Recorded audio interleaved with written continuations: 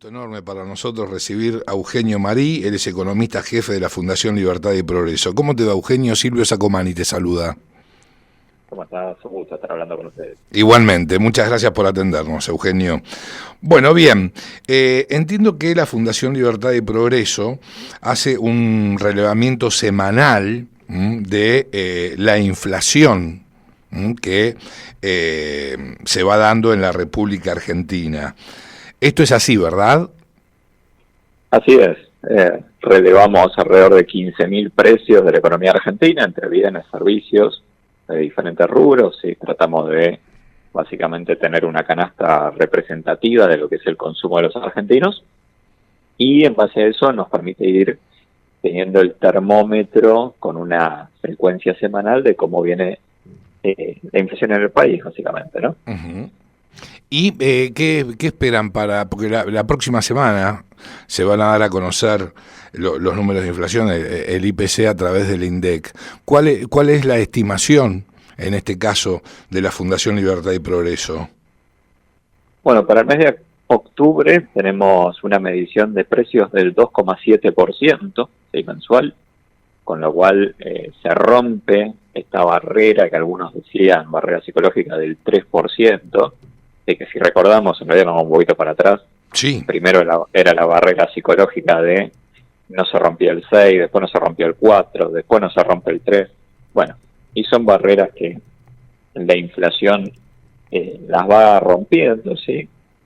Y eso se debe más que nada a lo que es el programa de estabilización que tiene puesto sobre la mesa el gobierno, que tiene por un lado la pata fiscal, cuentas públicas equilibradas para no pedirle emisión al Banco Central, y del otro lado pone un Banco Central, un ancla nominal, que es el tipo de cambio oficial, moviéndose al 2% mensual, y va moviendo como todos los precios empiezan a converger a ese 2% mensual. Ahora estamos hablando de los precios minoristas, pero si nosotros vemos la inflación mayorista, ¿sí? Por ejemplo los datos oficiales directamente del INDEC, vemos que en septiembre ya habían convergido al 2% mensual. Entonces, los precios de la economía argentina se van moviendo hacia esa pauta sí. Que tiene el Banco Central del 2%, y se nos abre la puertita hacia adelante. Es, bueno, una vez que convergemos al 2% mensual, ¿qué es lo que se viene hacia adelante? ¿No? Porque lo ideal no es tener 2% mensual de inflación, sino directamente un dígito anual. Y ahí yo creo que se nos abre la puerta de empezar a pensar cuál va a ser la política monetaria, la política económica de 2025. 2024 parece, a mi entender, es un año de transición, es un año en el cual la administración Milei agarra un fierro caliente, sí, muy complicado, déficit fiscal, Banco Central quebrado, una Argentina al borde de la hiper, medidas de emergencia por todos lados. Y en 2025 podemos empezar a pensar, bueno, cómo hacer para ser efectivamente una economía normal en los estándares internacionales. Exactamente. ¿Vamos hacia un crawling peg del 1.5, 1.7% a partir del 2025? A ver, yo no lo tengo tan claro, ¿sí? Más que nada por una cuestión de que esto de el crawling peg o demás es un tipo de política monetaria con tipo de cambio fijo o prefijado. Sí. ¿Sí? Lo cual es muy útil para momentos de elevada incertidumbre, ¿sí? Como los que enfrentó Argentina en 2024, tener un Banco Central que te da algún tipo de ancla, decir, bueno, esta variable se va a mover así, el tipo de cambio se mueve de esta forma.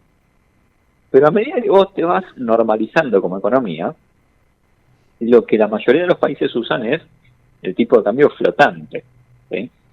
¿Por qué? Bueno, básicamente porque no tenés problemas inflacionarios, que es lo que le pasa, por ejemplo, a Uruguay, a Brasil, a Chile. No tienen problemas inflacionarios y entonces no necesitan un ancla cambiaria. Y ahí es donde yo me pongo a pensar, bueno, Argentina debería ir convergiendo a eso, ¿sí? Yo creo que podemos tener una primera parte de lo que los economistas llamamos flotación sucia, ¿sí? Con, bueno, un Banco Central que dice, no vamos a tener un crawling peg, pero vamos a reducir la volatilidad del tipo de cambio. O sea, si el tipo de cambio sube mucho o baja mucho, el Banco Central interviene en el mercado para estabilizarlo, pero tampoco con un compromiso de, bueno, el tipo de cambio oficial sí o sí se va a mover de esta forma. Más teniendo en cuenta que en Argentina la realidad es que estamos sujetos a diferentes shocks positivos, negativos, internacionales y locales. Entonces uno diría, a ver, el objetivo del Banco Central no puede ser cambiario, tiene que ser más bien inflacionario. ¿Sí? Y por eso me hace dudar un poquito de que sigamos con esto del crawling peg por mucho tiempo más. Ahora, las brechas cambiarias entre el oficial y los financieros realmente se han acotado notoriamente. Totalmente. Y justamente esas son las cosas que uno dice, bueno, el programa de estabilización está teniendo éxito. ¿Sí? Hoy, si nosotros vemos los datos de hoy, el dólar importador está prácticamente al valor del dólar blue. El dólar importador es el oficial más el 7,5% de impuesto país. Uno está a 1.100 y el dólar blue, lo último que estoy viendo, está a 1.150, 1.160. Entonces, realmente las brechas cambiarias están desapareciendo. Parecería que vamos a entrar en diciembre con una brecha cambiaria virtualmente inexistente. Y en diciembre también desaparece el impuesto país. Exactamente. Este 7.5% que quedó del 17.5%, si mal no recuerdo. Exactamente. Entonces, uno empieza a ver, la brecha cambiaria ya está desapareciendo. Se va el impuesto país. Y es como el bingo, ¿viste? Empezás a decir, bueno, lo tengo, y en un momento bingo. ¿Qué es el bingo en términos económicos? Bueno, se están dando las condiciones para que Argentina de una vez salga del cepo. ¿Sí? Y tengamos un mercado cambiario ordenado y como los países, llamémoslo los países normales del planeta Tierra. Sí, totalmente, que no hay que ir muy lejos, ¿no es cierto? No hay que ir para nada lejos. ¿Sí? A ver, países de la región, la mayoría tiene reglas cambiarias normales, e incluso países que uno dice, bueno, nosotros todavía estamos muy lejos de eso. Te voy a dar un ejemplo. En Nigeria, Nigeria era un país que tenía un cepo cambiario similar al argentino. Y el año pasado salieron del cepo y normalizaron su mercado cambiario. ¿Sí?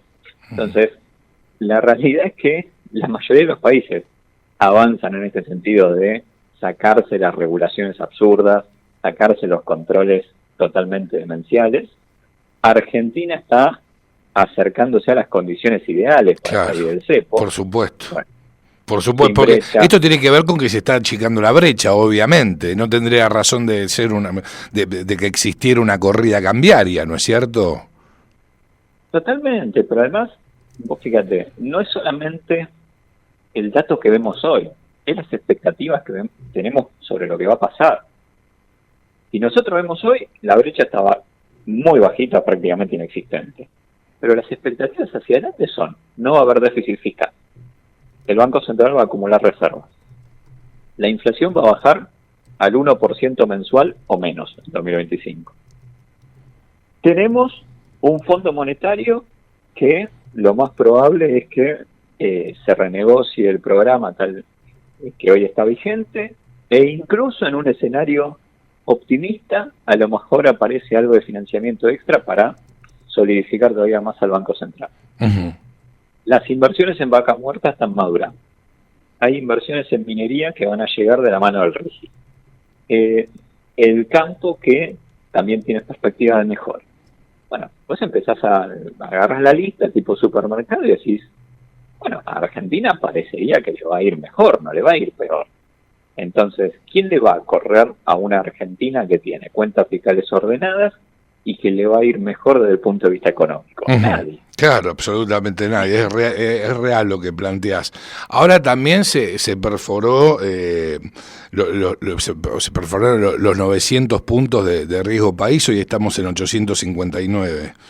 Y es una gran Bueno, noticia también, porque eso te permite tomar deuda. Si bien todavía estamos lejos de lo ideal, te permite tomar deuda a una menor tasa.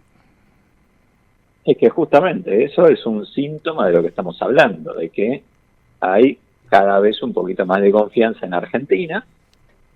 Hay una realidad también que es cierta, que uno hablando con inversores y con gente que efectivamente está apostando su patrimonio en activos argentinos, te dicen, la verdad que esto parece que va bien, pero, y ahí viene el pero, y por eso todavía Argentina tiene riesgo país 800 puntos y no 200 como tiene Brasil, entre paréntesis un Brasil que tiene déficit fiscal de 10% del PBI, deuda pública en niveles altísimos, o sea, un Brasil que no está haciendo las cosas muy bien. ¿Cómo es que Argentina todavía tiene 800 puntos de riesgo país y Brasil 200? Bueno, porque los inversores dicen, sí, pero el año que viene están las elecciones legislativas. Claro, exacto. Y Cristina Fernández de Kirchner ganó la interna del PJ. Y entonces dicen, cuidado, porque todavía hay una probabilidad de que vuelva a la política económica demencial. Y ahí es donde uno dice, bueno, evidentemente la cuestión de Argentina no es tanto económica, es política. Que es lo que planteaba también el Fondo Monetario Internacional en su momento. Totalmente, es que si nosotros vemos, Argentina en lo económico tiene todo para ser un país desarrollado. Si hiciésemos las cosas, no te digo bien, ¿sí?, de libro de texto, te digo normal, que tuviésemos una política económica normal, sin nada ni delirante ni sobresaliente, normal, Argentina tendría fácilmente un ingreso por habitante comparable al de España, y tranquilamente. Somos un país muchísimo más rico. Entonces, ahí es donde está el verdadero riesgo, que es el riesgo político. ¿Sí? Y te lo doy con un ejemplo, hablando de riesgo político.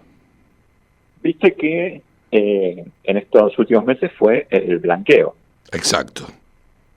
Que el blanqueo fueron alrededor de 18.000, 20.000 millones de dólares que los argentinos ingresaron al país, al sistema financiero argentino. Argentinos que decidieron los ahorros, sí, muchos el ahorro de su vida, de clase media, el ahorro de su vida para tener una casita, cambiar el auto, sí, lo que sea, dijeron, bueno, vamos a apostar, ¿sí? Vamos a agarrarlo, sacamos del colchón, lo sacamos de donde estaba, lo ponemos en Argentina en blanco. Y salió con, digamos, silbando bajito, pero en Santa Fe se propuso cobrarle 2%. Bueno, sin palabras. Lo de Puyaro sin palabras. El 2%, se le cobra el 2% a aquellas personas que depositaban $100.000 a contramano de lo que proponía o propuso, ¿sí? Y que está en marcha todavía hasta pasado mañana, si mal no recuerdo, hasta mañana, el blanqueo mismo. Totalmente. Entonces, ahí ese es el riesgo político. Sí, ese es el verdadero ejemplo de riesgo político, donde vos decís, pones una regla de juego de país normal y de repente viene la política y te pone la regla de juego de delante. Y te enganchan, porque te hacen entrar y después te engancharon cuando ya están adentro. Y por eso es que el riesgo país argentino no está bajando a 200 puntos y sigue en 800. Uh-huh. Hasta que no haya unas elecciones legislativas donde se empieza a confirmar que Argentina efectivamente cambia de rumbo, bueno, más de un inversor todavía la va a estar dudando. Seguro. Y si encima le metemos gobiernos provinciales que hacen cosas como las que acabamos de hablar, peor todavía. ¿Sí? Te digo otra. La legislatura de Entre Ríos rechazando el RIGI. Entonces, una locura.